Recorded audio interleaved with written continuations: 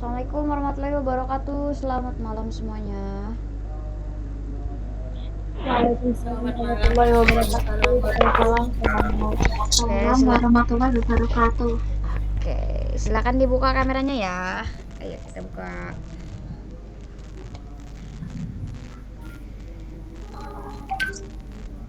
Oke teman-teman, gimana kabarnya malam ini?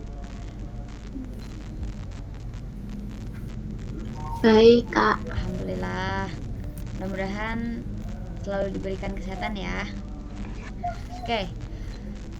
Untuk malam ini kita ada materi baru. Ya, kemarin kan kita udah banyak membicarakan mengenai akuntansi secara umumnya, ya kan? Nah, saat ini di pertemuan keempat ini kita udah mulai masuk ke materi-materi yang khusus atau materi yang memang langsung mengerucut kepada proses pembuatan laporan keuangan. Nah, malam ini di malam yang pertemuan keempat ini kita akan mempelajari tentang jurnal umumnya. Tapi secara teori dulu, dan saya akan membekali hal-hal apa aja yang harus kalian pahami untuk pembuatan jurnal umum. Nah, saya mau tanya dulu. Sebelumnya di sini ada yang udah buat jurnal umum belum? Ada yang udah pernah buat jurnal umum, Cung? Ada belum? Yang bikin jurnal umum ada yang pernah? Atau sama sekali belum pernah? Belum, Kak. Belum. Pernah pas SMK tapi lupa lagi. Oke. Oke. Kalau belum pernah berarti di sini di kelas ini memang pure betul-betul maba dan pemula banget di akuntansi ya. Oke. Langsung aja tanpa banyak basa-basi, kita langsung kupas dulu teorinya tentang jurnal umum. Apa sih itu jurnal umum? Saya share screen dulu ya. Tunggu. Share screen dulu.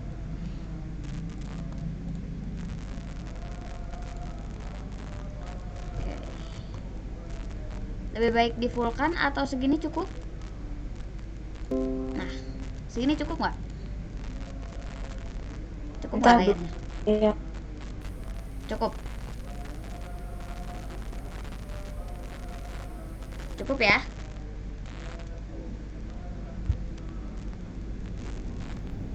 Oke, kita mulai. Kita ketika ingin mempelajari sesuatu, seperti yang sudah saya sering sampaikan, kita itu harus mengetahui dulu makna dari apa yang kita pelajari. Nah, salah satunya kita harus mengetahui dulu pengertian jurnal umum itu apa sih kan gitu. Jangan sampai ketika kita tahu bentuk jurnal umum tapi nggak tahu jurnal umum itu maknanya apa gitu. Nggak boleh sampai kayak gitu. Nah, sekarang tolong dibaca oleh satu orang. Saya mau minta tolong sama siapa ya? Meita. Meita tolong bacakan arti Tolong, jurnal Kak. umum di layar ini. Boleh minta tolong? Yang boleh. Oke, silakan. Pengertian jurnal tolong umum. dibaca. Jurnal umum merupakan jurnal yang membukukan semua transaksi. Jadi sebelum pencatatan melakukan jurnal umum, kita harus benar-benar memahami tentang konsep dasar akuntansi. Oke, terima kasih Meita. Nah, di sini Wah, Kak. sudah tercantum nih bahwa jurnal umum itu merupakan jurnal yang membukukan semua transaksi atau catatan yang membukukan atau yang mencatat seluruh transaksi yang terjadi pada periode akuntansi suatu perusahaan. Nah, di sini dalam pembuatan jurnal umum kita itu akan diajarkan oleh, bukan kita, tapi kalian nanti akan diajarkan oleh saya mengenai tata cara pembuatan, kesalahan-kesalahan yang sering terjadi, terus trik untuk bikin jurnal umum supaya nggak salah-salah lagi, baik itu dari segi nama akun dan dari segi posisinya, debit atau kreditnya. Nah, ilmu tersebut kalau saya sering menamai adalah pemahaman mengenai saldo normal akun, kemudian yang kedua pemahaman nama-nama akun, itu yang akan kita pelajari nanti di materi jurnal umum. Nah, selanjutnya kita masuk ke kerangka ya. Kita nggak perlu banyak teori nih. Apa aja sih yang ada di dalam jurnal umum gitu kan.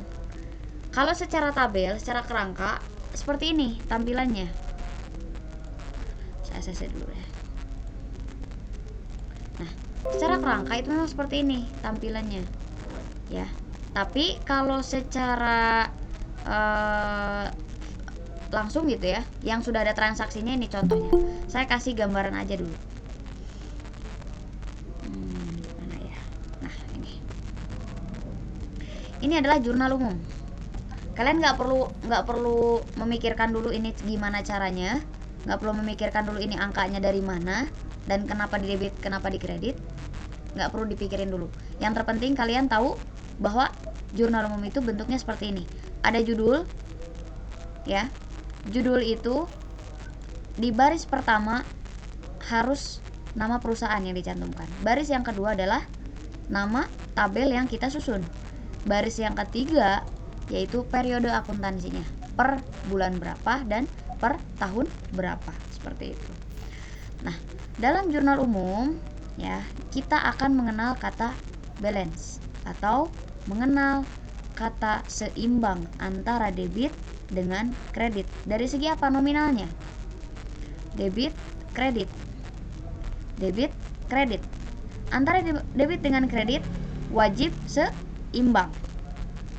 Artinya kalau wajib seimbang, bagaimana caranya gitu kan? Muncul tanda tanya di benak pikiran kalian, benak hati kalian. Ini gimana kok bisa balance? Apakah hanya sekedar nominal aja yang dicantumkan di sini atau mempunyai makna gitu kan? Nah, jawabannya adalah setiap angka yang tercantum di sini sampai adanya angka yang seimbang ini antara debit dengan kredit itu mempunyai makna. Begitupun dengan akun-akun yang tercantum di sini. Ya. Ini gambaran secara umumnya. Tapi gak boleh mikirin dulu gimana caranya. Saya bakalan ngajarin kalian satu persatu, tahap demi tahap untuk bikin jurnal umum. Jangan khawatir. Sekarang kita balik lagi ke materi. Oke. Di sini dalam jurnal umum tadi kan kita udah lihat nih, ya, yang aslinya, yang udah ada angkanya, yang udah ada transaksinya. Nah, sekarang kita bedah dulu nih dalam jurnal umum itu arti dari kolom-kolom ini tuh fungsinya untuk apa, ya kan? Kalau kita nggak tahu fungsi, nanti kita bakalan nggak tahu arah mau ngisinya sebelah mana. Nah, yang pertama dalam jurnal umum itu ada kolom tanggal. Dalam tabel jurnal umum ada kolom tanggal. Nah, tanggal ini di kolom tanggal ini akan memuat informasi tahun, informasi bulan, dan tanggal transaksi. Tetapi untuk teknis penulisannya, untuk tahun dan bulan cukup ditulis satu kali seperti ini.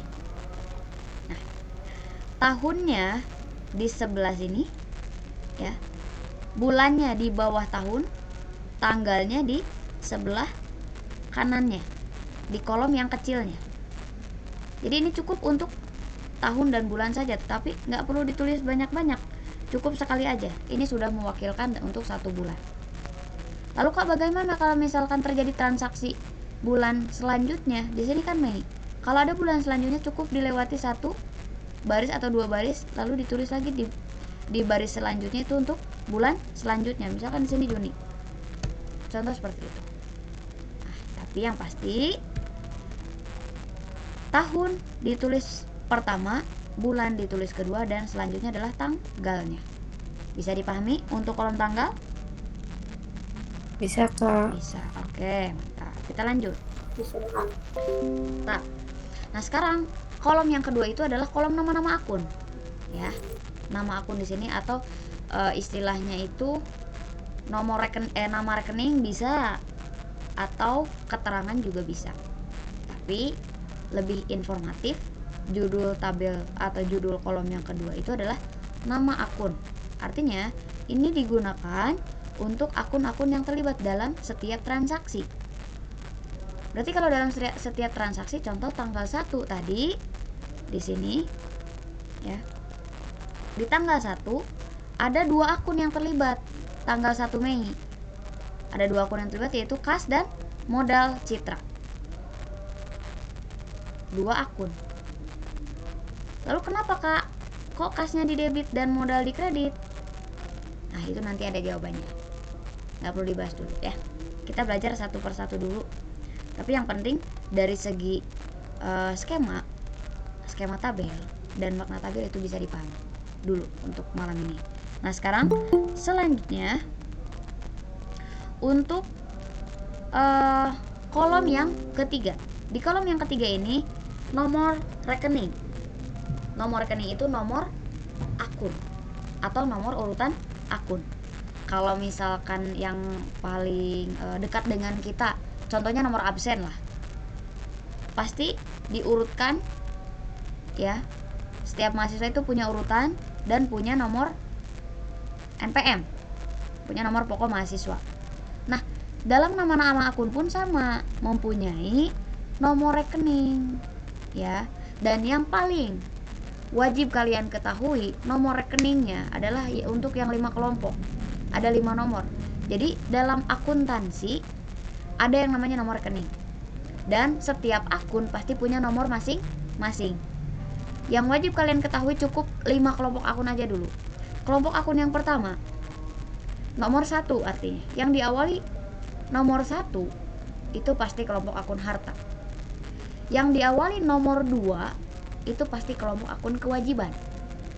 Yang diawali nomor 3 itu pasti kelompok akun ekuitas. Yang diawali nomor 4 itu kelompok akun pendapatan. Dan yang diawali nomor 5 itu kelompok akun beban. Nah, untuk nama-nama akun saya tampilkan dulu sekilas, nanti kalian bisa baca aja di rumah masing-masing ya. Nah, ini contoh nama-nama akun. Nah, maksudnya diawali 1, 2, 3 itu adalah ini. Untuk kelompok aset pasti nomor rekeningnya atau nomor akunnya diawali nomor 1. Ini aset. Aset itu sampai ke other aset sini. 141. Tidak ada yang diawali nomor 2, 3 dan seterusnya. Kalau aset pasti kelompok 1. Kewajiban 2. Kemudian ekuitas 3. Pendapatan pasti diawali sama 4. Beban diawali sama 5. Ya. Nah, nanti nama-nama akun ini akan saya kirimkan. Tugas kalian nanti cukup dibaca aja, jangan dulu dihafalkan. Karena nanti ada tugas, ada penugasan untuk penghafalan nama-nama akun. Ya. Tapi untuk malam ini nanti coba kalian baca aja dulu, pahami aja dulu urutannya. Itu aja. Nah, sekarang lanjut lagi ke sini. Setelah nomor rekening, ya, ada kolom debit dan kredit. Untuk debit dan kredit ini akan memuat nominal-nominal yang terjadi dalam setiap transaksi. Kak, kalau misalkan dalam satu transaksi lebih dari 2 akun boleh? Boleh. Kalau misalkan mau 10 akun boleh? Boleh. 15 akun, 100 akun? Boleh? Boleh. Asalkan yang harus seimbang nominalnya dan yang harus tepat juga akun yang terlibatnya. Gitu. Misalkan dalam satu kali transaksi ada memang beberapa yang dibeli dan itu wajib dipisahkan nama akunnya. Boleh.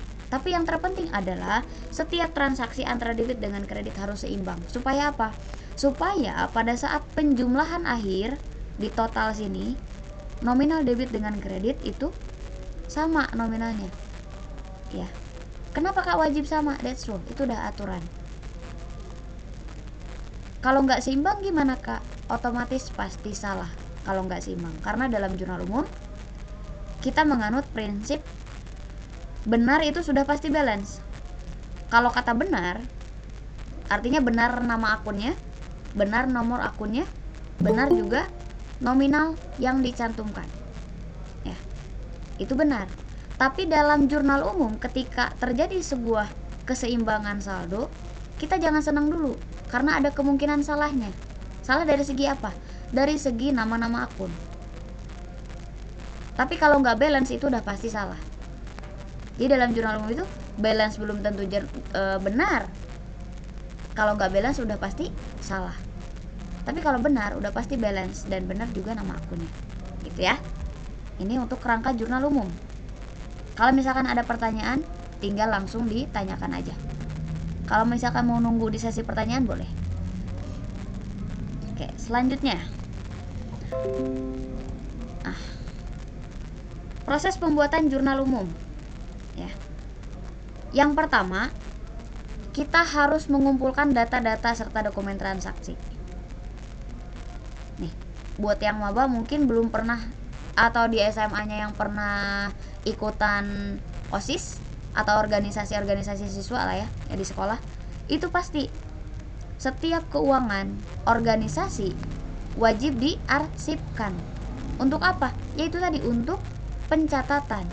Tapi kalau di OSIS nggak memakai pencatatan akuntansi debit kredit, nggak, paling sirkulir aja, kayak kas masuk sama keluar aja. Tapi di sini poin utamanya adalah kita kumpulkan data-data transaksi atau dokumen-dokumen transaksi. Contoh dokumen transaksi seperti apa, Kak? Sederhananya kita belanja ke Alfamart, kita pasti dikasih struk pembayaran. Nah, itu contoh dari dokumen transaksi. Atau kita beli barang elektronik, beli handphone, beli laptop, pasti dikasih nota kontan kalau kita bayarnya tunai. Yang kedua, kita urutkan transaksi tersebut dengan tanggal transaksi. Maksudnya sesuai dengan tanggal transaksi itu adalah kita mengurutkan transaksi-transaksi berdasarkan tanggal yang termuda. Kita urutkan dari tanggal 1 sampai tanggal 30, bahkan sampai tanggal 31. Gak boleh tanggal 1 disimpan di tengah-tengah.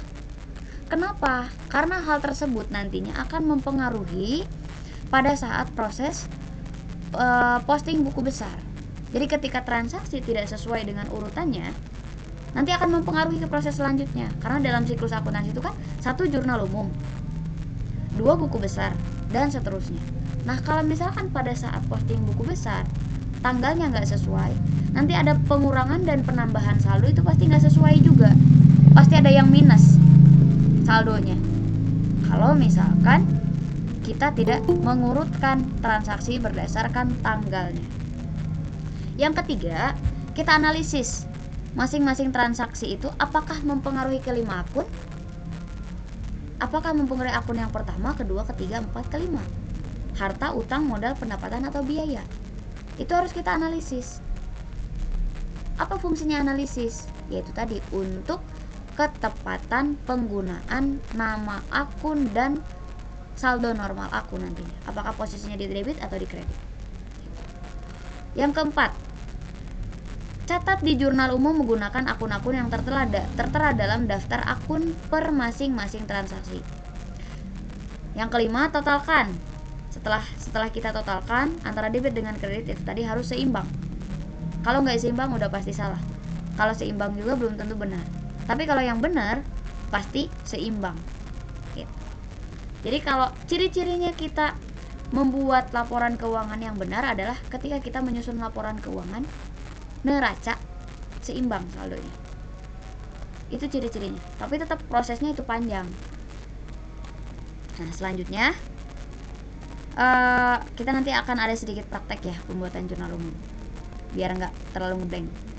Kesalahan yang sering terjadi nih, ini berdasarkan pengalaman pribadi pada saat saya masih awam tentang akuntansi, kemudian pengalaman teman-teman saya, pengalaman murid-murid saya. Ini kesalahan yang sering terjadi pada saat pembuatan jurnal umum. Di kampus, saya singgung sedikit, di kampus untuk pembuatan jurnal umum jarang ada yang ibaratnya itu menerangkan secara rinci tata cara pembuatan jurnal umum seperti apa. Paling dikasih PowerPoint, dikasih nama-nama akun, dikasih soal, dikasih contoh jurnal umum, paling seperti itu. Itu jalan ninjanya dosen dalam mengajar. Tapi nggak apa-apa, kita mahasiswa, artinya kita harus proaktif. Kita harus mencari ilmu-ilmu tersebut meskipun dosen nggak mengantarkan, meskipun dosen nggak menjelaskan secara rinci. Kita harus cari sendiri, yaitu dengan cara belajar di luar kampus. Nah, sekarang kita analisis dulu. Kita pecahkan dulu nih. Kesalahan yang sering terjadi yang pertama, salah menganalisis transaksi. Maksudnya di sini salah menganalisis transaksi itu kita nggak tahu transaksi A itu masuk ke pembelian, termasuk jenis transaksi penjualan, penerimaan kas atau pengeluaran kas, atau pelayanan gitu. Ini masuknya kemana? Kita nggak tahu di situ ya. Kalau kita nggak tahu ini transaksinya transaksi apa, artinya kita nggak akan mengetahui apa yang dipengaruhi dan apa yang mempengaruhi. Karena dalam akuntansi itu hukumnya adalah sebab akibat. Ketika ada akibat pasti ada sebabnya. Ketika ada kas bertambah pasti ada sebabnya. Ketika kas berkurang pasti ada sebabnya. Kalau ada barang bertambah itu pasti ada sebabnya. Contohnya seperti itu. Yang kedua, belum memahami aturan debit kredit. Ini yang paling fatal. Gak memahami aturan debit kredit. Kas bertambah sebelah mana ya? Kalau kata perasaanku debit aja, kredit aja. Kan nggak bisa pakai perasaan kalau akuntansi. Harus, kalau kata bahasa Sunda tuh sakok. Jadi aturannya udah pasti. Ketika A bertambah, ketika B bertambah, pasti ada rumahnya masing-masing, tempat untuk pulangnya. Nggak bisa berdasarkan insting. Beda halnya kalau soal cerita di bahasa Indonesia, atau enggak pelajaran mengarang indah. Itu kita bisa mengawang-awang ya kan. Tapi kalau akuntansi nggak bisa. Karena akuntansi itu mempunyai aturan yang berlaku umum, artinya seluruh Indonesia, seluruh dunia pasti memakai kitabnya masing-masing. Jadi ada acuannya. Kalau di Indonesia kan SAK, Standar Akuntansi Keuangan. Kalau di dunia IFRS, tapi SAK itu adaptasi daripada peraturan akuntansi dunia. Jadi ketika suatu laporan keuangan wajib menggunakan penulisan atau pencatatan yang berlaku umum aturannya, otomatis harus bisa dibaca oleh seluruh elemen gitu kan. Kalau harus bisa dibaca oleh seluruh elemen, artinya aturannya sama, cuma satu. Kadang kita metode belajarnya yang berbeda-beda gitu. Yang ketiga, ada pencatatan di jurnal umum tidak secara historis. Jadi tidak secara historis itu kita nggak berurutan. Karena tadi syaratnya berurutan, kalau tidak berurutan itu jadi kesalahan. Yang keempat, salah mencatat nomor akun dan jumlah angka yang harus dimasukkan dalam debit dan kredit.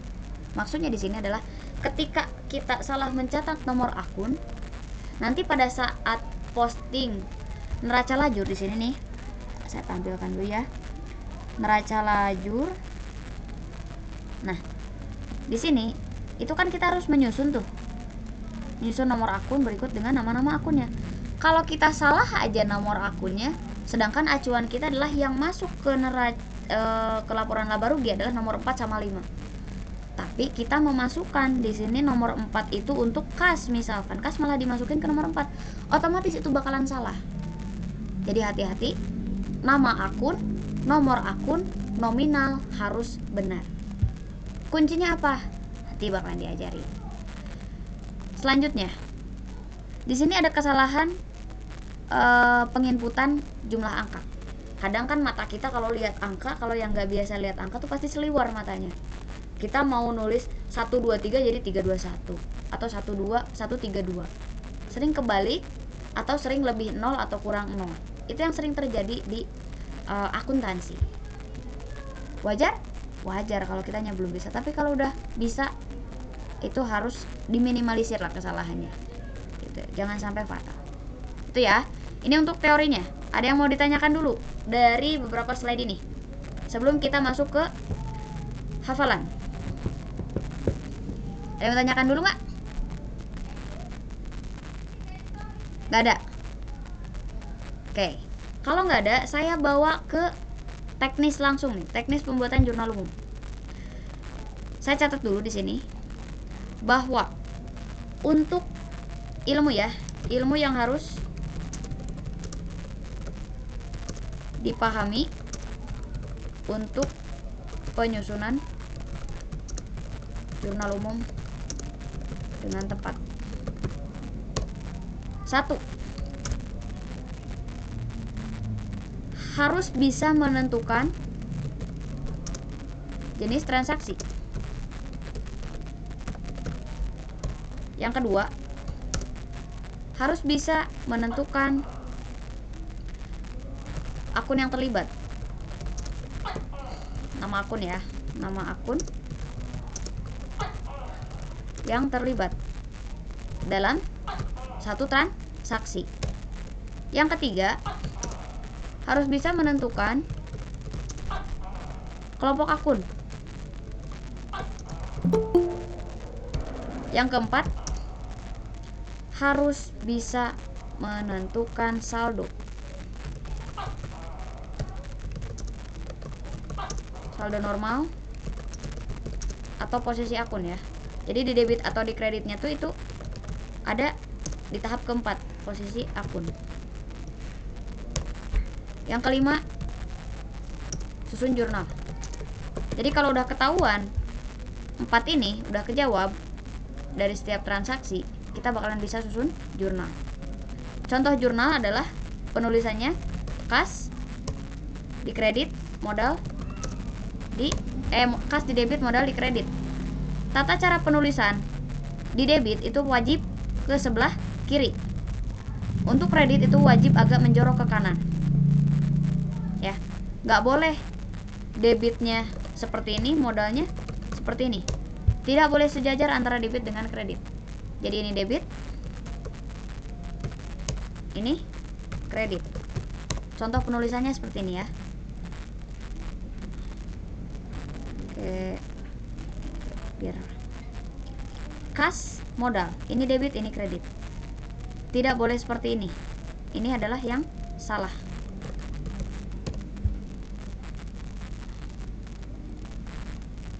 Kadang hal-hal seperti ini pun kalau kitanya awam dan kitanya nggak mau tahu, itu tetap nggak tahu. Padahal ini kan sederhana ya, tata cara penulisan debit kredit. Tapi kalau yang nggak mau tahu dan yang nggak mau belajar, pasti ada yang nulis seperti ini. Gitu.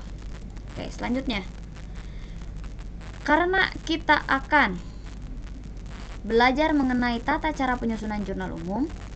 Tadi kan harus bisa menentukan jenis transaksi. Yang kedua, menentukan nama-nama akun yang terlibat. Yang ketiga, menentukan kelompok akun. Yang keempat, menentukan saldo normal akun. Untuk nama-nama akun, untuk jenis transaksi dulu. Jenis transaksi nanti kita akan pelajari langsung praktek. Kalau untuk menentukan nama-nama akun yang terlibat, itu nanti saya akan kasih rincian nama-nama akun. Ini cukup dibaca aja dulu untuk pengenalan. Yang ketiga nih, untuk menentukan kelompok akun. Kelompok akun ada 5 ya. 1 harta, 2 ekuitas, 2 kewajiban, 3 ekuitas, 4 pendapatan, 5 beban. Nah, sekali lagi, 5 kelompok akun apa aja? 5 jari 5 kelompok akun, tolong sebutkan. 1 apa? Aset atau harta. 2 utang atau kewajiban. Betul. 3 ekuitas atau modal. 4 pendapatan. 5 beban. Oke. Jadi 5 kelompok akun sudah hafal ya. Coba semuanya diulang.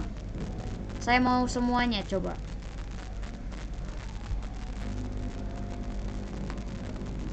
Siapa yang tolong sebutkan 5 kelompok akun semuanya bersuara. Pertama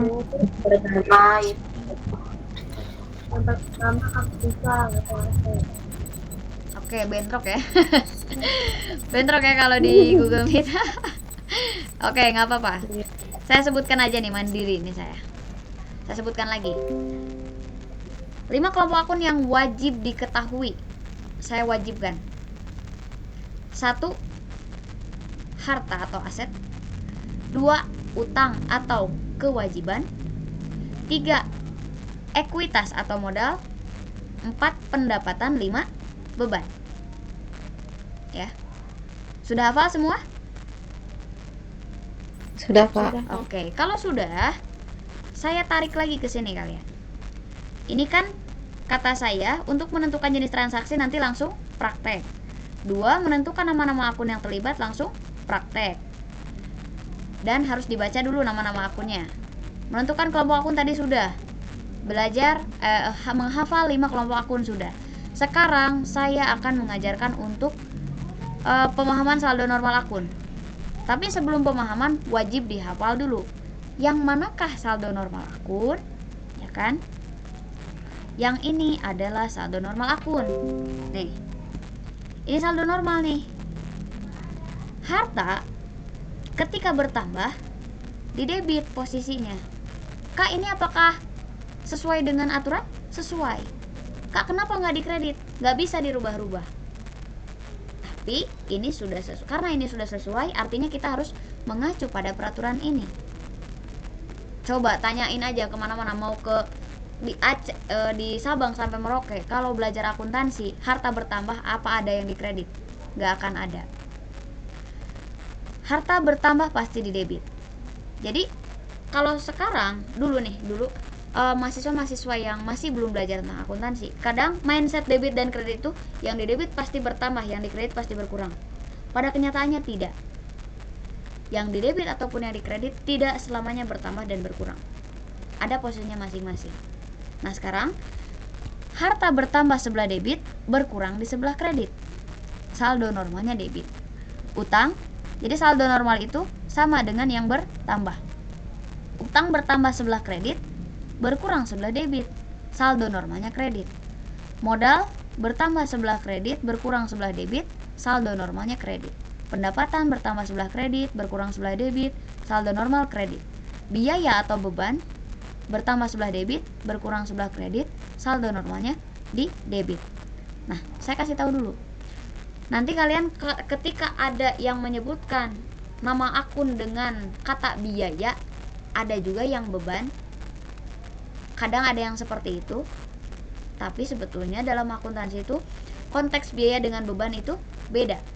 Kalau biaya baru berupa pengorbanan, tapi kita belum mendapatkan manfaatnya. Tapi kalau beban kita udah dapat manfaat, lalu kita belum bayar. Itu ya. Tapi nggak apa-apa. Itu nggak usah jadi perdebatan. Yang terpenting konteks biaya dengan beban, asalkan kita tahu itu berbeda. Kalau misalkan kata biaya itu ada di kelompok harta, berarti itu artinya pengorbanan. Tapi kalau kata biaya ini ada di kelompok 5, di kelompok beban, itu artinya beban. Tinggal gitu aja. Nah, sekarang mohon dihafalkan untuk saldo normal akun ini. Bisa. Sekarang saya minta dihafalkan 5 menit sampai 2015 lah. Sampai 2015 dimulai dari sekarang. Hafalkan saldo normal akun. Siap? Siap? Siap buat belajar? Buat ngafal? Siap. Oke. Siap, Kak. Siap nggak siap? Harus siap. Karena setelah hafal ini kalian bakalan seru buat ngisi jurnal. Nggak akan ngeluh lagi bikin jurnal susah kalau udah hafal ini. Jadi ikuti apa yang saya katakan. Ibaratnya dihipnotis ya, belajar akuntansinya. Sok, dihafalkan dulu 5 menit bisa lah.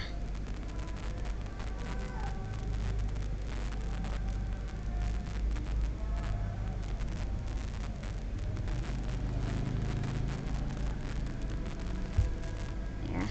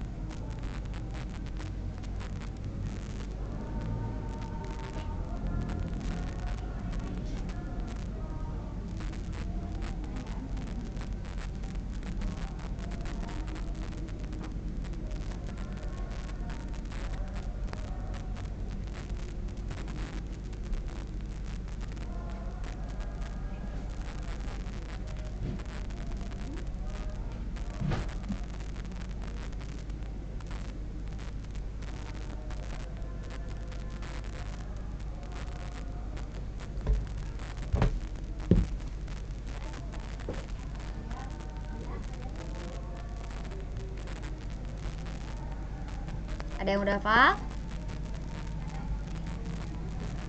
Udah, Kak. Udah, coba Alicia. Silakan dicoba. Tapi nggak boleh niron ya. Oke. Yang pertama akun apa tadi yang pertama? Sebutkan dulu dari 5 kelompok akun. 5 kelompok akun adalah 1, Pertama harta, yang kedua utang, yang ketiga ada modal, yang keempat ada pendapatan, yang kelima ada biaya oke, atau betul. beban. Oke. Lanjut, saldo normalnya. Saldo normalnya kalau hutang itu, kalau harta itu debit, lalu kalau utang itu kredit, terus modal juga kredit, terus pendapatan juga kredit. Nah, yang terakhir biaya atau bebannya baru debit. Oke. Kalau kelima akun tersebut bertambah, itu posisinya sebelah mana? Yang harta debit, yang sama sih Kak kayak saldo normalnya. Terus yang utangnya kredit, pendapatannya kredit, modalnya kredit, yang biayanya debit. Oke. Kalau berkurang? Kebalikannya. Yang harta kredit, utang debit, pendapatan debit, sama modal debit, sama yang terakhir biayanya kredit. Oke, mantap. Terima kasih Alicia. Sama-sama. Oke, siapa lagi yang mau coba? Mau coba dong? Boleh. Siapa? Namanya Fitria? Bukan, Zahwa. Siapa? Zahwa. Boleh. Silakan Adik. Akun-akun kan ada 5. Pertama, harta, utang, modal, pendapatan, sama biaya. Nah, kalau untuk analisis akunnya, untuk harta, bertambahnya di debit, berkurangnya di kredit, di debit. Harta, utang. Nah, utang ini Bentar, diulang. bertambahnya Diulang, Dek. Harta bertambah di mana? Harta bertambahnya di debit, berkurangnya di kredit. Saldo normalnya? Saldo normalnya debit. Oke, mantap. Lanjut. Terus kalau untuk utang, bertambahnya di kredit, berkurangnya di debit, saldo normalnya kredit. Harta, utang, modal sama kayak utang. Harta, utang ya. Modal sama kayak utang. Bertambahnya di kredit, berkurangnya di debit, saldo normalnya kredit. Harta, utang, modal, pendapatan bertambahnya di kredit, berkurangnya di debit, saldo normalnya kredit. Mantap. Modal bertambahnya di debit, berkurangnya di kredit, saldo normalnya debit. Oke, terima kasih Zahwa. Wih, keren. Oke, untuk sampel cukup 2 orang aja ya. Nah, sekarang dari yang barusan kan panjang ya, bertambah berkurang saldo normal, bertambah berkurang saldo normal. Nah, sekarang ada triknya atau ada metode khususnya. Untuk apa? Untuk hafal cukup sekali sedetik aja dengan 5 jari kita. 5 jari itu menunjukkan 5 akun ya. 5 jari itu menunjukkan 5 akun. Yang pertama itu adalah kelompok harta. Kedua, kelompok kewajiban. 3, kelompok ekuitas. 4, kelompok pendapatan. Dan yang kelima, kelompok beban. Nah, sekarang untuk menghafal yang tadi, kalau dengan tabel itu kan panjang. Nah, kalau dengan 5 jari cukup dengan gini. Ketika jari kita ke atas itu menunjukkan debit. Ketika jari kita ke bawah itu menunjukkan kelompok akunnya berada di posisi kredit. Sepakat? Kalau jari kita ke atas, debit atau kredit? Debit. Kalau ke bawah, Debit. Kredit. Oke, kita sepakat ya. Ada 2 hal yang kita sepakati, 3 hal yang kita sepakati. 5 jari untuk 5 akun, Kalau jari kita ke atas itu debit dan jari kita ke bawah itu adalah kredit. Kredit. Sepakat semua? Sepakat. Oke, kalau sepakat, Sepakat. saya akan menunjukkan posisi jari kita ketika kelima kelompok akun tersebut itu bertambah. Kalau bertambah, maka jari kita itu posisinya seperti ini. Berarti, kalau jari kita seperti ini artinya menunjukkan 5 kelompok akun bertambah. Ya. Sekarang, dari jari kita yang seperti ini artinya adalah H1 kan harta. Harta bertambah sebelah debit. Berarti kalau untuk berkurang tinggal di opposite aja. Dibalikin aja. Berarti kalau berkurang pasti di kredit. Kalau ke atas kan bertambah. Kalau berkurang ke bawah. Ini untuk harta. Yang kedua, itu kelompok kewajiban. Kewajiban karena tadi posisi seperti ini tangan kita adalah bertambah, maka ketika bertambah posisinya di kredit.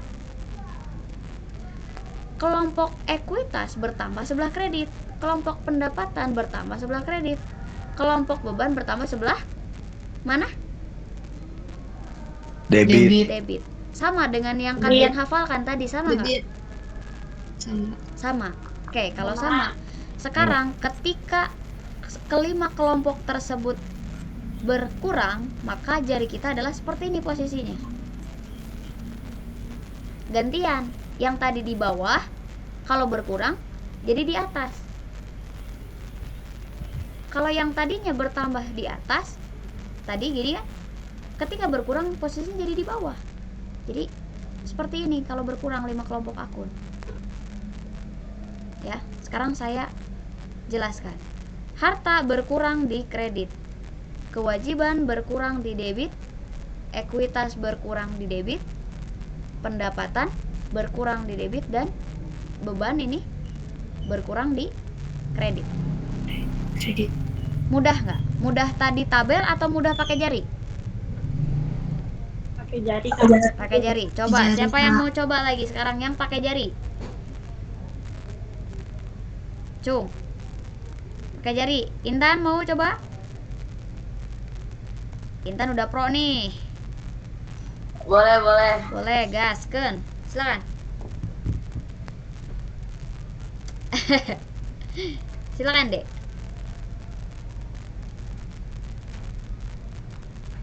Atau di unmute dulu mic-nya. Oh iya, maaf. Silakan. Ya benar. Yo. Untuk yang pertama, ini kan ada 5 jari. Yang pertama itu ada ada aset, ada harta, hutang, modal, pendapatan, sama beban. Oke. Nah, udah gitu kita kan mau nentuin debit kreditnya. Kalau misalkan ke bawah itu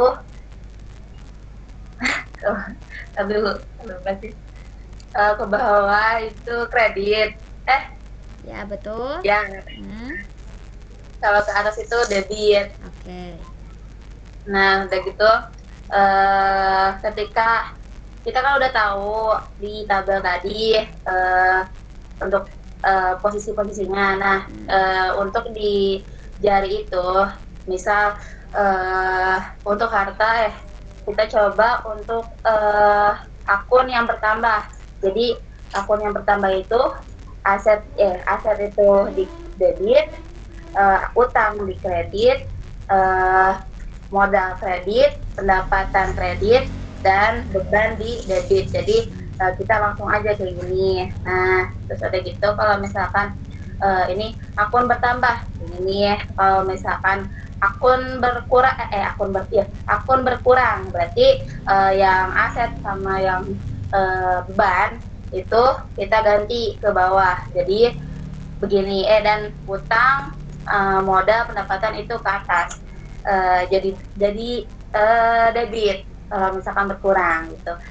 Jadi kalau misalkan akun berkurang langsung kita balikin seperti ini gitu. Nah, gini kan? Iya, betul. Ya.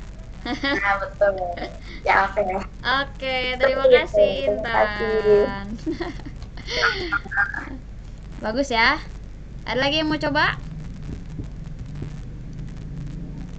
Udah cukup? Kalau udah cukup nih, saya ambil kesimpulan aja sekarang ya, langsung ya, biar nggak kelamaan. Oke, sekali lagi bahwa untuk metode tangan itu memudahkan kita dalam mengingat saldo normal dan ketika bertambah dan berkurang itu posisinya di mana. Nah, sekali lagi, 5 jari untuk 5 kelompok akun, harta, kewajiban, ekuitas, pendapatan, beban. Ketika seluruh akun bertambah jarinya seperti ini, harta bertambah di debit, kewajiban bertambah di kredit, ekuitas bertambah di kredit, pendapatan bertambah di kredit, beban bertambah di kredit. Ketika berkurang, jari kita seperti ini. Harta berkurang di kredit, kewajiban berkurang di debit, ekuitas berkurang di debit, pendapatan berkurang di debit, dan yang terakhir beban berkurang di kredit. Seperti itu. Jadi itu jari yang 5 ini sangat bermanfaat. Untuk apa? Untuk penghafalan atau pemahaman nantinya, dan nanti kita akan aplikasikan dalam pembuatan jurnal ya. Kalau misalkan yang belum hafal, nanti dicoba lagi buat penghafalan.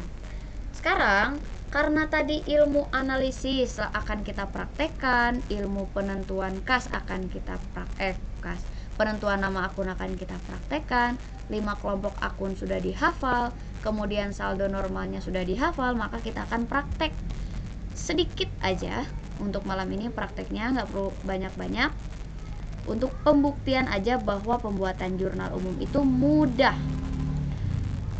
sama mudahnya dengan bilang mudah. Sekarang pada tanggal 5 Januari ya 2018, saya sampaikan dulu sebentar. Dalam akuntansi tidak ada pertanyaan. Dalam soal narasi nggak ada pertanyaan, yang ada hanyalah titik tandanya itu atau pernyataan. Jadi kita harus memahami kata kunci yang ada dalam soal tersebut.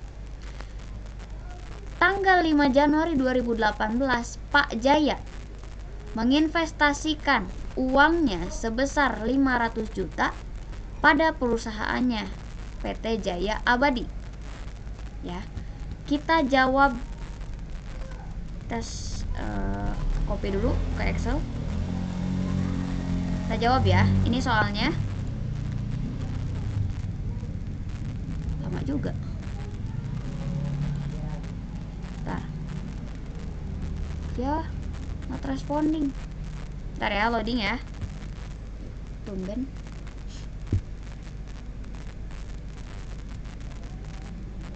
Sambil jelasin aja lah di sini. Ketika kita mengetahui satu transaksi, ya, di sini transaksinya adalah investasi uang.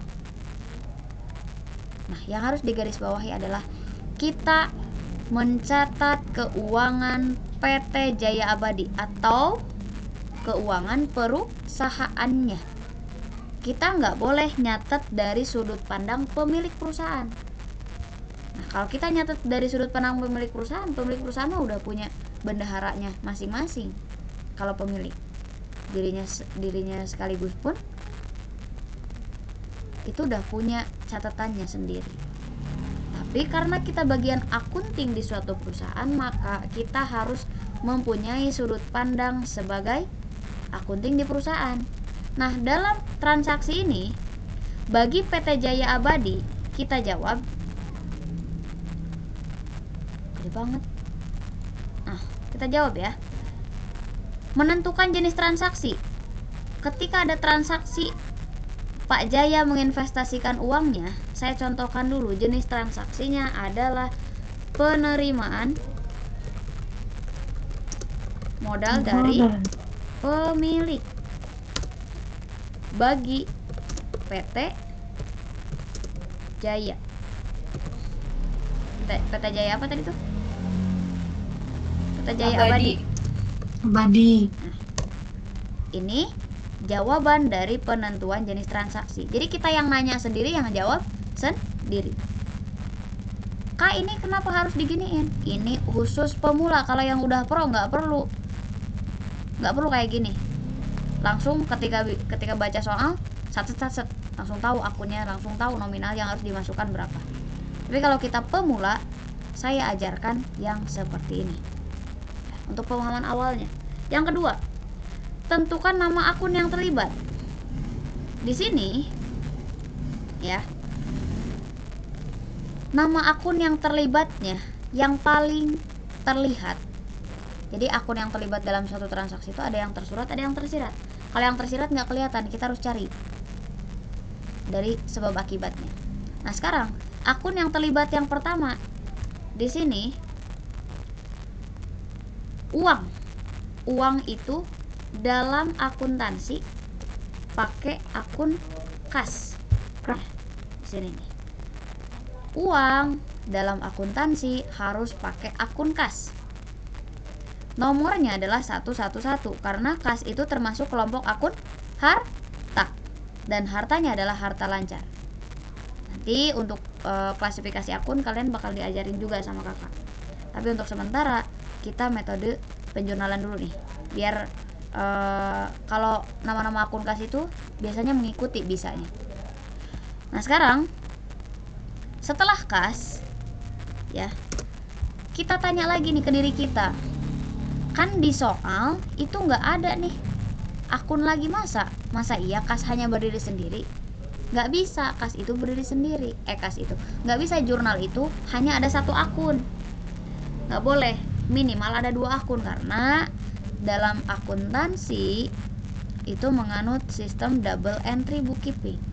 Berarti minimal ada 2 akun yang terlibat, debit dengan kredit. Nah, karena yang baru kita ketahui hanya kas, maka kita harus mencari. Caranya gimana, Kak? Caranya yaitu tadi, kita harus mengetahui jenis transaksi. Kalau kita sudah mengetahui jenis transaksi, ketika ada akun yang nggak kelihatan, maka itu bakalan ketahuan. Nah, sekarang kita baca lagi soalnya. Soalnya adalah Pak Jaya menginvestasikan uangnya, clue-nya itu. Berarti kita menerima modal tadi. Ketika kita mempunyai penerimaan modal kita berkurang atau bertambah? Bertambah. Maka ada akun modal yang terlibat di sini. Sudah cukup atau belum? Sudah. Karena di sini hanya ada kas dan modal. Hanya ada transaksi penerimaan modal saja. Jadi karena modalnya berupa uang, cukup kas aja. Nah, sekarang penentuan kelompok akun. Sekarang saya tanya, kas di dalam urutan ini ada di kelompok akun apa? Dalam urutan ini ada kelompok akun aset, betul. Oke, betul, aset ya. Kas adalah kelompok aset atau harta. Kalau modal, kita cek lagi di sini. Modal nomor 3. Modal, baik itu modal saham ataupun modal uang, itu masuk ke kelompok akun apa? Ekuitas atau modal ya, ekuitas. Nah, sekarang jenis transaksinya sudah diketahui, nama akunnya sudah diketahui yang terlibat semuanya, kemudian kelompok akunnya sudah diketahui. Sekarang kita tentukan saldo normal akun. Kas, ketika ada penerimaan dari pemilik perusahaan, berarti kas kita bertambah atau berkurang? Bertambah. Karena kas itu merupakan akun aset, mantap, bertambah. Karena kas itu merupakan akun aset dan kasnya bertambah, maka ketika aset bertambah tadi posisinya di mana? Di debit. Maka ketika aset bertambah karena kas itu masuk ke kelompok aset, artinya seluruh aset itu pasti bertambah di debit. Jadi kas itu bertambah di sebelah debit. Dan modalnya ada penerimaan nih. Kalau penerimaan kan bertambah. Karena modal itu kelompok ekuitas. Tadi kelompok ekuitas bertambah sebelah mana? Kredit. Kredit. Jadi modal kalau bertambah di mana dong? Kredit. Kredit. Mantap. Udah bertambah. Betul, seperti itu. Nah, sekarang kita susun jurnal. Susun jurnal. Jurnalnya ini lupakan. Yang ditulis hanya nama akunnya saja. Kas, debit, modal, kredit. Seperti ini. Ini jurnalnya. Bisa dipahami? Bisa, Kak. Bisa. Bisa. Sekarang untuk nominalnya. Nominalnya tinggal dimasukin aja. Karena uangnya yang diterima 500 juta, maka langsung dimasukkan aja di sini 500 juta. 500 juta. Sebenarnya nggak boleh manual ya, tapi ini karena biar mempersingkat waktu, pakai manual aja. Kalau nggak pakai manual tuh kayak gini. Kalau pakai otomatis, kita nggak boleh pakai titik.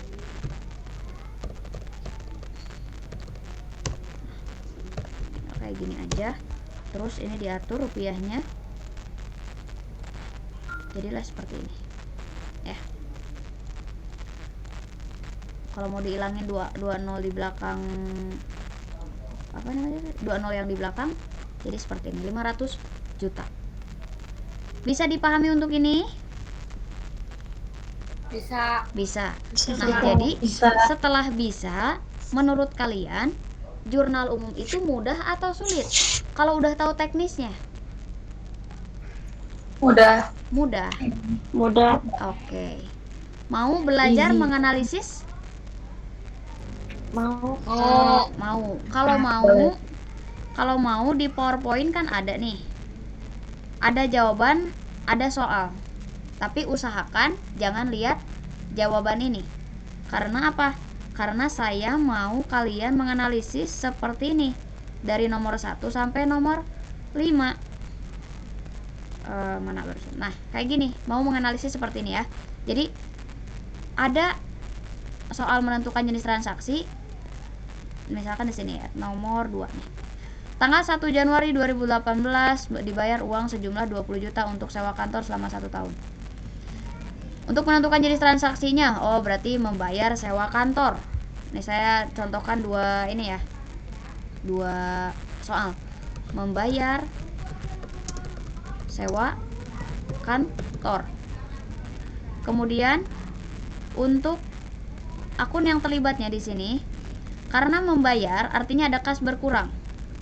Terus apa yang dibayarnya, yaitu sewa kantor selama 1 tahun. Kalau sewa kantor untuk 1 tahun artinya lebih dari 1 periode, maka akunnya adalah sewa kantor dibayar di muka. Kalau hanya 1 bulan cukup sewa kantor aja, beban sewa kantor. Ada kas juga. Kemudian karena sewa kantor dibayar di muka ini merupakan kelompok salah nulis. Ini sini. Nah, nama akun yang terlibatnya sewa kantor dibayar di muka dengan kas. Untuk menentukan kelompok akun, kita lihat sewa kantor dibayar di muka itu ada di kelompok apa nih di sini. Sewa kantor dibayar di muka. Atau sesuatu yang dibayar di muka. Nah, sini. Prepaid rent atau sewa dibayar di muka. Itu masuk ke kelompok akun harta. Jadi kita tulis di sini. Harta. Di sini tulis harta. Kemudian ada kas di sini karena kas itu tadi merupakan akun harta. Jadi ya udah kita tulis harta lagi. Cuma nanti bedanya adalah bertambah dan berkurangnya. Sekarang sewa kantor dibayar di muka ketika ada pembayaran. Kalau pembayaran berarti kita akan menerima manfaat. Maka sewa kantor dibayar di mukanya bertambah.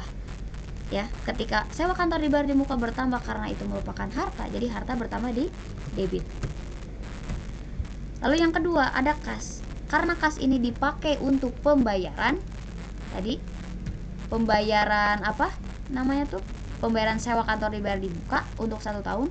Jadi ketika berkurang, kasnya di kredit. Dan sekarang untuk menyusun jurnalnya. Jurnalnya sewa kantor dibayar di muka, di sebelah debit ya. Lalu kasnya di sebelah kredit. Nah, di sini nominalnya berapa? 20 juta. 20 juta. Seperti ini. Bisa dipahami?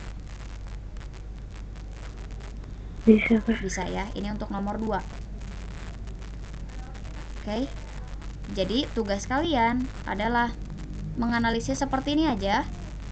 Contoh analisisnya. Lalu yang harus kalian kerjakan adalah nomor 3, 4 dan 5.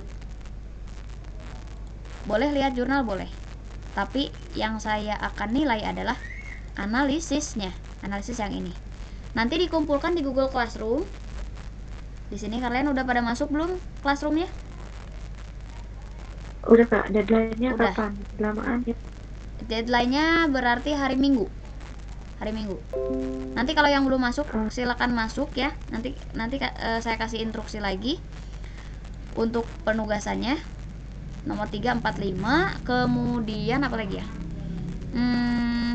Masuk udah, metode udah. Berarti udah sih, tinggal tugas aja. Nah, saya perlu sampaikan satu hal lagi, bahwa jurnal umum itu merupakan fondasi paling utama dalam penyusunan laporan keuangan. Ibaratnya kita mau bangun rumah, kalau nggak ada fondasi ini yang kita gali di tanah, itu nggak akan kuat. Maksudnya gimana? Kalau jurnal umumnya sudah benar, sisanya proses yang posting buku besar, bikin raca saldo, dan sampai ke laporan keuangan itu hanya memindah-mindahkan saldo aja sebetulnya. Jadi di jurnal umum inilah yang merupakan fondasi utamanya. Jangan sampai salah tuh di sini. Tapi bukan berarti yang lain boleh salah ya, bukan berarti kayak gitu, tapi minimal fondasinya harus kuat. Seperti itu. Ya, bisa dipahami ya? Ada yang mau ditanyakan? Buat tugasnya, Kak, tulis tangan atau diketik apa gimana? Oke, untuk tugasnya boleh tulis tangan, boleh di Excel. Yang terpenting adalah jawabannya nanti yang akan saya ibaratnya tuh dinilai. Ya, penilaiannya dari segi apa? Penilaiannya, ini siapa nih? Husnu. Oke. Penilaiannya dari segi ketepatan waktu, kemudian kedisiplinan.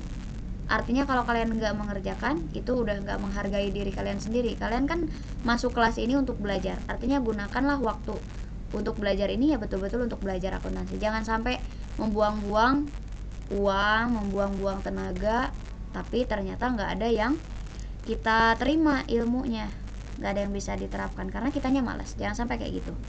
Nah, selanjutnya, jadi untuk teknis pengumpulan di classroom ya, teknis pengumpulan. Deadline-nya hari Minggu jam 6 sore. Ya, nanti saya kirim untuk daftar akun, PowerPoint, saya akan kirim. Kemudian untuk contoh analisis saya akan kirim. Selanjutnya untuk apalagi tadi itu pengumpulan ya. Pengumpulan udah, deadline-nya hari Minggu. Terus dimohon untuk mengumpulkan semua. Cuman 3 soal aja kok. Analisis ya, nomor 1 sampai nomor 5. Kayak gitu. Bisa dipahami tugasnya? Bisa, Kak. Bisa, oke. Kak mau nanya, Boleh, silakan. tadi yang soal nomor 2, Ya. kan akunnya kan yang satu sewa dibayar di muka, Iya. sama satunya kan kas. Ya. Itu yang kas dilihatnya dari mana ya, Kak? Yang kas dilihatnya dari jenis transaksi sini. Jenis transaksinya kan pembayaran. Karena kalau ada yang bertambah itu pasti ada yang berkurang. Nah, di sini membayar sewa kantor. Artinya kan kalau membayar konteksnya itu pasti kita mengeluarkan uang. Jadi kasnya berkurang. Karena apa? Karena dipakai untuk membayar sewa kantor. Atau enggak kalau sebelum kita mengetahui kas di sini ya udah kita tanya aja ke diri sendiri. Ketika kita membayar sewa kantor pakai apa ya? Pakai kas atau pakai ngutang? Atau pakai wesel? Nah, kalau misalkan nggak ada keterangan wesel atau utang atau kredit, itu pasti pakai kas. Seperti itu, Elmi. Bisa? Ya, Bisa. paham, Kak. Oke. Makasih. Sip, sama-sama. Ada lagi yang mau ditanyakan sebelum kita tutup pertemuan malam ini? Gimana tadi, Kak, tugasnya? Nanti buatnya berurutan seperti yang di Excel tadi, Kak? Iya, betul. Jadi kalian itu menjawab menjawab 5 analisis. Ya, menjawab 5 analisis yang tadi. Kemudian soalnya yang mana? Soalnya adalah nomor 3 sampai nomor 5. Selanjutnya, setelah dijawab, dikumpulkan di Google Classroom. Sebelum kalian mengumpulkan di Google Classroom, kalian kan harus join dulu ke Classroom-nya, dan linknya sudah ada di grup. Jadi tata cara pengumpulannya itu kalian pertama kerjakan tugasnya, kedua join Google Classroom kalau yang belum, ketiga tinggal kumpulkan gitu. Bisa dipahami? Bisa Kak. Kalau bisa, Ya. berarti tinggal Enggak. dikerjakan. Nah, gimana enggak? Maaf tadi ketinggalan soalnya sambil kerja. Oh, oke, nggak apa-apa. Nah, jadi mau nanya, itu Boleh. waktu pengumpulannya kita dari Excel atau gimana? Oke, untuk metode pengerjaannya bisa di Excel, bisa di Word, bisa juga tulis tangan. Seenaknya kalian aja, senyamannya kalian aja. Yang terpenting poin bagi saya adalah mengumpulkan tepat waktu dan kalian menghargai diri sendiri. Kalian niatnya belajar, artinya ya harus betul-betul belajar. Ikuti apa yang diarahkan oleh saya. Seperti itu ya, karena ini untuk kebaikan kalian juga. Kenapa saya mengarahkan A, B, C, D? Karena saya kan udah 3 tahun ngajar, otomatis udah tau lah karakter mahasiswa baru atau yang pemula di akuntansi itu harus diarahkan kemana. Jadi celah-celahnya saya udah tahu gitu ya. Jadi mohon diikuti instruksinya, jangan sampai nggak mengerjakan tugas, karena yang rugi bakal kalian sendiri. Kita materinya itu continue. Kalau continue kan ketika nggak paham satu materi itu nggak akan bisa dibawa ke materi selanjutnya. Ya akhirnya harus ngulang terus dari nol. Seperti itu ya. Bisa dipahami semuanya? Bisa Kak? Bisa. Oke, kalau nggak ada pertanyaan lagi untuk Kamu pertemuan. nanya. Oh, boleh, silakan. Gimana? Kalau mau tanya kan semisal nanti nih kan mau dikerjain langsung. Itu nanti apa namanya langsung dikirim kan ya? Langsung dikirim aja. Ya, langsung dikirim aja. Nah, itu kan yang tadi kakak kasih soal itu nanti dikirim ulang ke grup atau gimana? Ya, saya kirim ulang. Contohnya saya kirim ulang, soalnya saya kirim ulang, PowerPoint-nya saya kirim ulang. Karena kan emang soalnya di PowerPoint gitu. Ya. Sama Kak, sama ini ya juga cara akunnya itu. Ya. Pokoknya 5 analisis harus lengkap. Oke? Terus jadi kita cuma tulis ini aja ya, yang sisa 3 transaksi yang nomor 3, 4, 5 doang. Iya betul, 3, 4, 5 aja. Yang 1 sama 2 nggak perlu tulis. Kak, itu. Oke, sama-sama. Ada lagi yang mau ditanyakan? Kak mau tanya, Boleh Zahira, gimana? kenapa sewa dibayar di muka masuknya di harta Kak, bukan di beban? Oke, sewa dibayar di muka itu adalah kita mengorbankan uang, tapi manfaatnya belum dipakai. Jadi kita baru bayar aja. Ketika kita baru bayar untuk lebih dari 1 bulan atau 1 periode, itu wajib memakai kalimat sewa dibayar di muka. Harus memakai dibayar di muka. Kenapa?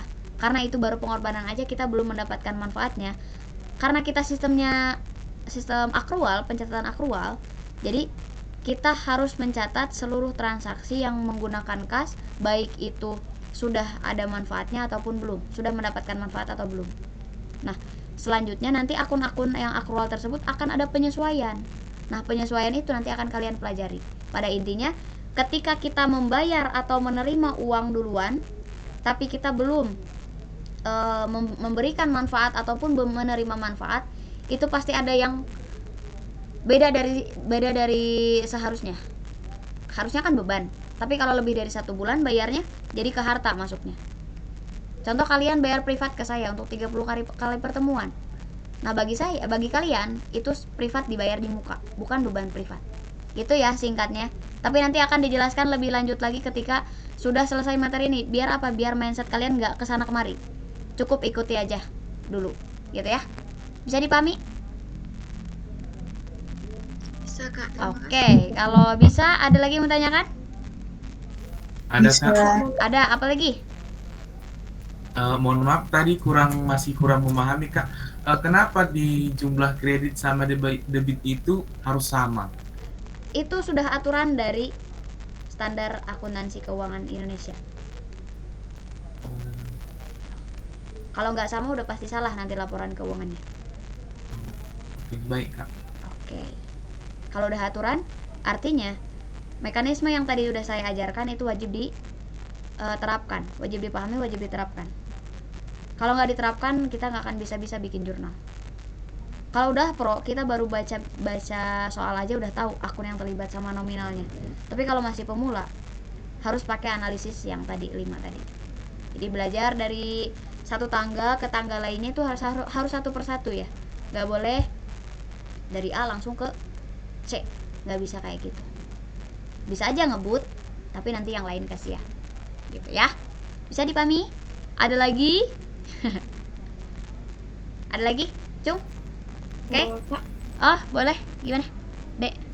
Untuk jawabannya nanti dia sesuai analisis itu ya Kak, urutannya? Ya, sesuai analisis tadi 1 sampai 5.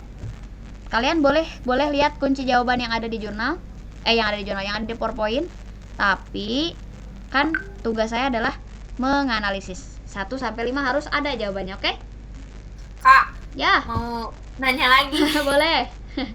Kan tadi kan ada itu ya, ada apa tuh namanya yang tadi tuh 1 sampai 5. Kalau misalkan kita udah ngerti dan paham, langsung bikin apa namanya? Langsung bikin tabelnya.